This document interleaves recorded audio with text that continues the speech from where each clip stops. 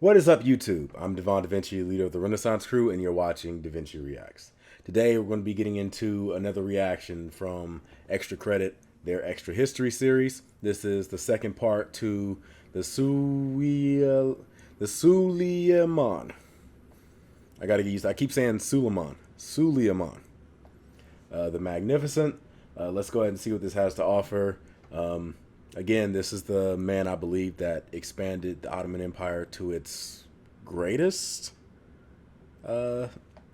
size, I guess. I could be wrong. I don't know a lot about the Ottoman Empire. All I know is that they were some badass Middle Eastern nation that took over pretty much all of what Persia took over, just about. Well, not necessarily. They took over the Byzantines, and there was a lot of space that was taken up by them. As you can see, I don't know a lot about them based on what I just described, but let's go ahead and check this out, see what it has to offer.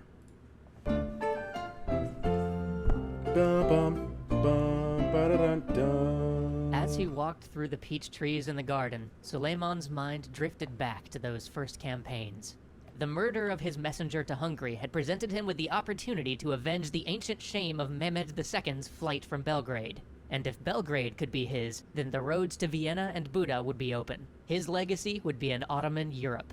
And much was in his favor. As he talked with Ibrahim and heard the latest news from Europe, he learned that he would not be fighting the sort of redoubtable foes his predecessors had found in the Hungarian heroes John Hunyadi and Matthias Corvinus. Rather, he would face a people led by weakness and torn by Never heard of those strife. figures before. The Hungarians elected their kings, and tired of the restrictions and disciplines that their great leaders had imposed on them, they had instead chosen to elect a weak and vacillating boy who wouldn't restrain their internal squabbles and their jockeying for local power. This child Suleiman would face was barely 14. But the unity and leadership of the Hungarians weren't the only things that had changed since the Ottomans had been repulsed so long ago. The rest of Christendom had changed as well. He had ears all over Europe. When the boy king of Hungary sent envoys to the imperial diet being held at Worms to beg for aid from the Holy Roman Emperor in the coming war, his pleas had been drowned out and entirely lost in the commotion surrounding a new sectional dispute in the Christian world. Some priest had nailed a paper to the door of the church saying that their supreme curate, the Pope, wasn't infallible, and their church wasn't the direct source of salvation, and these ideas had split the whole church in two. They were more concerned with this paper than with his legions. The German principalities would not come to the Hungarians' aid. The Pope, too, with his papal states, would be too busy with this new heresy to really campaign for a crusade against him. And that Spanish prince, the Habsburg, Charles V, was too busy squabbling over territory in Italy with the King of France to lend his might to the Hungarians, not to mention the sectional split tearing apart his German lands. And the French, well, they were happy to see anything which would threaten their Habsburg rivals, which an Ottoman incursion into Europe certainly would. This just left that most serene republic, Venice. They were the last hope for the Hungarian boy king, but Suleiman knew their weakness. He had offered them a trade treaty too valuable for them to ever jeopardize by opposing him in war. The Hungarian child would stand alone. But even so, Suleiman would not underestimate him. All winter he planned. With the help of Ibrahim and other advisors, they worked out logistics, gathered troops from around the empire, and mapped routes for separate armies to meet up. See, at this point, we need to have a total war game centered around the Suleiman Ottoman Empire.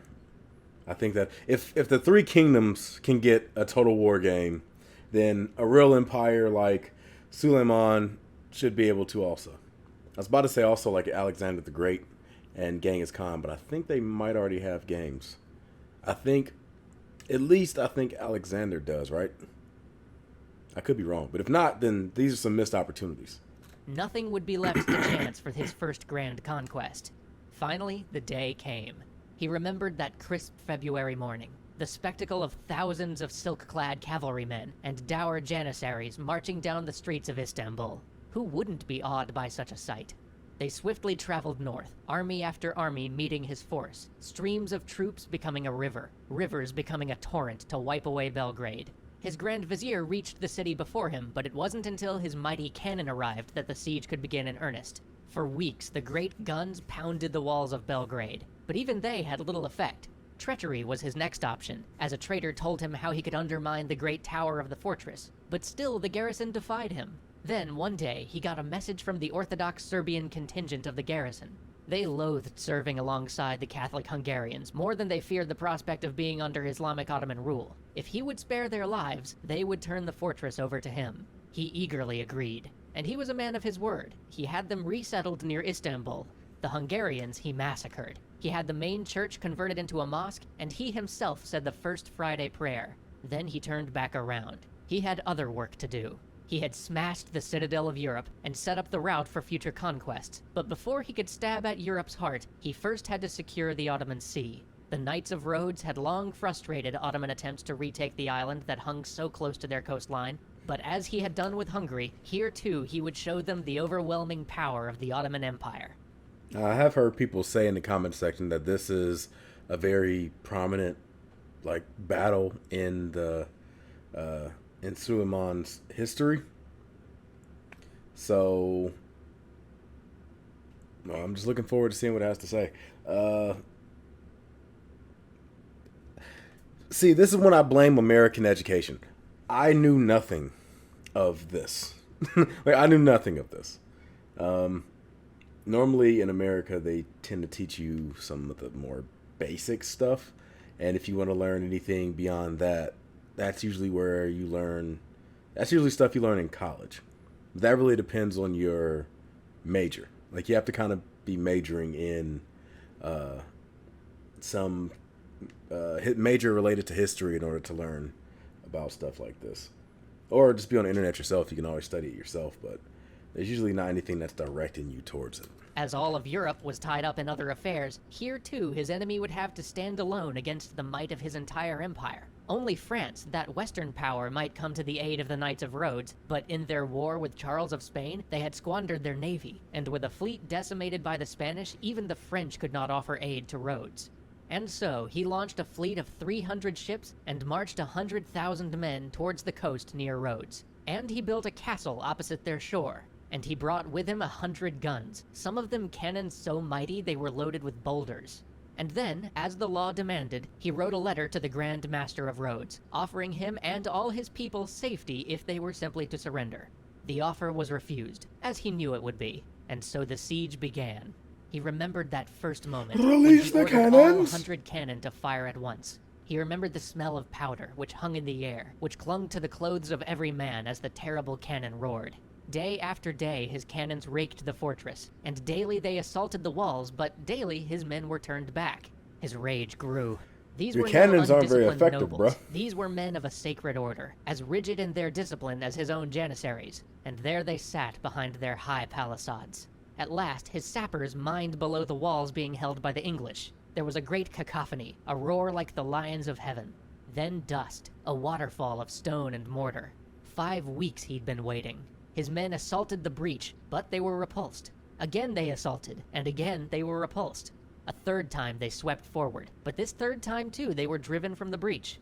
The English contingent of the Knights of Rhodes, aided by the Germans, had held against his force. Again he ordered his sappers to mine beneath the walls, this time below the section held by the Spanish. Again the roar and crash. Again the walls fell, and again his men rushed in. But again these Knights Hospitalier, these Knights of Rhodes, turned his men back. He was furious. He ordered Ayas Pasha, one of the commanders of the assault, killed. Then he relented. He saw clearly now. It was the fault of his brother-in-law, Mustafa Pasha, who commanded his forces and served as his chief vizier. He had him stripped of rank and demoted to governor of Egypt so as to be far from his sight. But the fighting went on. Tens of thousands of his troops lay dead from wounds or disease. He would offer these Christians a truce. He would offer them another chance to surrender. He sent them word of his munificence, with a warning that if they turned it down, not even the cats of the island would be spared. The Knights responded by sending him a messenger carrying a letter from Bayezid II, his grandfather, promising them that they could keep the island. He responded by having the letter torn to shreds, and sending back with the envoys 2 Christian prisoners with their ears and noses cut off, so they could see what would happen to all of them. Then the cannons began again. A week later, with the walls of the fortress in ruins, he offered them peace again, and this time the Grand Master accepted. He was lenient in his peace. The knights could leave and take what they would with them. Any citizens who wished could depart with them, and any that didn't would be free to depart any time in the next 3 years. The churches would be free from desecration, and for 5 years the citizens would be free from taxes and from the conscription of their children. As knights marched out of the city, he met with the ancient Grand Master. He felt sorrow for this man, who had fought so bravely to be removed in such a manner from his home. He told him that such was the fate of princes, that there was no shame when 7,000 faced 100,000. He assured him he was free to leave, and bid the old man well. Rhodes was his. That's Belgrade nice, was his. I guess. For the first 2 years of his reign, he had known nothing but war. At last, he could return to Istanbul and, for a time at least, attend to the duties of peace. Yeah, that's good. I mean, I'm pretty sure that there was some atrocious things going on throughout that war, even during that particular battle. That might not have gotten a lot of attention, but based on what was said, my opinion about Suleiman is better than some other empire leaders. Now, before anybody in the comment section goes down there and just completely destroys whatever positive opinion I might have had, just just know that I'm still willing to respect the fact that as an empire, or as somebody that ruled an empire, if only there was a word of a person that ruled an empire. I wonder what that word is. As someone like that, I still gotta respect him for not just flat out becoming a butcher. Now, I don't know what direction the story is going to go in. So for all I know, he could become the first or second coming. What year is this? I guess technically like the second coming of Vlad the Impaler. I don't know when Vlad's reign was. I just know it was sometime during the Middle Ages. So he could be the first or the second Vlad the Impaler, for all I know, if this story continues to go on. But for now, I like to pretend like there was at least a few leaders that ruled mighty empires that were also very peaceful. So I'm going to wrap this video up before you guys have to say anything else. I'm Devon DaVinci. Hopefully you all enjoyed this video and have been enlightened. I certainly have. I look forward to seeing you guys in the future videos, in the comments. Well, not necessarily in the comment section, because I know you're going to try to ruin my opinion. But I look forward to seeing something from you guys. I'm going to give you the deuces, and I'm signing out. Deuces.